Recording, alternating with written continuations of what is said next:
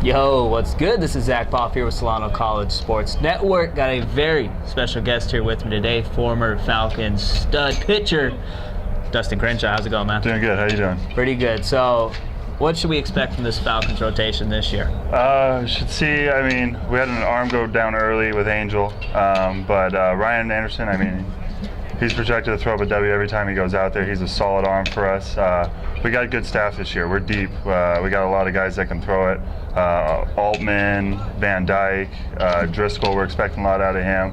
We got some freshmen that can do some things. We got Novelli, who's going to be a good arm out of the pen. We got a lot of good quality arms that are going to come out for Solano this year. So I know you were part of two really good Solano Falcon teams, arguably one of the best Solano Falcon teams to ever play. How important was that you to go through that ride in the playoffs to help preach to this team what they need to do to get to that point?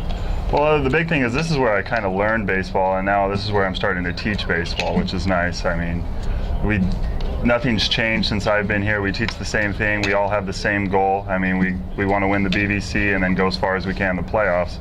And it's nice to know nothing's changed and things are the same here, and it's just one common goal is always nice. So as a player, talk about the importance that Scott Stover was to you as a player, but more importantly as an individual, and how has that helped you get to this point now where you're helping coach Scott Stover here with Solano? I mean, he taught me the game. I knew what baseball was, but I didn't understand the strategy behind the game until Scott came and told me everything I basically know now. He's probably the best coach I've had. I mean, he's a lot more hands-on than any other coach. Other coaches expect you to perform, where Scott goes through every aspect of the game and shows you what you're supposed to do, where you're supposed to be, and how you're supposed to act, not only on the field but off the field.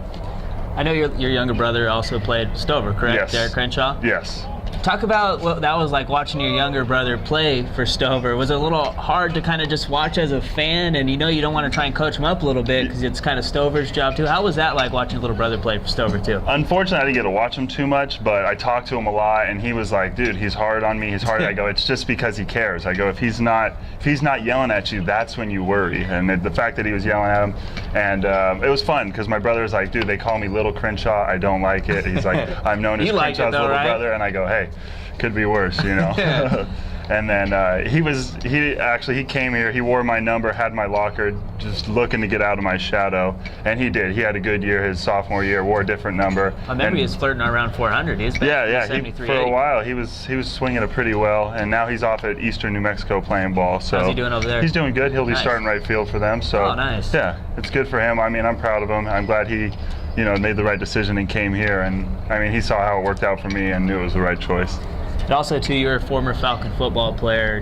What's the feeling like knowing that there's no football here at Solano now? It was all right. I mean, it was sad to hear it go, but I understand why. I mean, it was kind of going down. I much more enjoyed baseball, more the fact that we were a winning program. But football was fun. It was something that I'm glad I did. But in all, I was more about baseball than anything.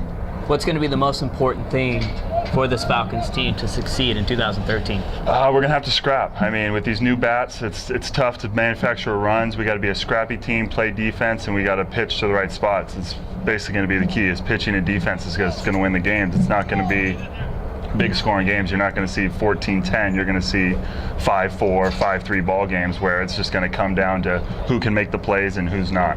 Who's going to be that freshman pitcher we're talking about at the end of the year? Kind of, no one expected Ryan Anderson to be the ace last season. Who's going to be that freshman guy that kind of has a big-time season this year? I'm hoping Drew Lamont. He's another kid from Pinole, so I kind of got a soft spot for him. You got to stick with your boys, right? Yeah, and he works hard. He comes out every day, and he's focused, and he makes sure that he does all the right things, and he's really buying into the program. That's something I really admire about Drew. All right, let's have some fun here. We've been doing it all day. Super Bowl prediction. Give me a score and a winner. Niners. Niners are winning 17-0.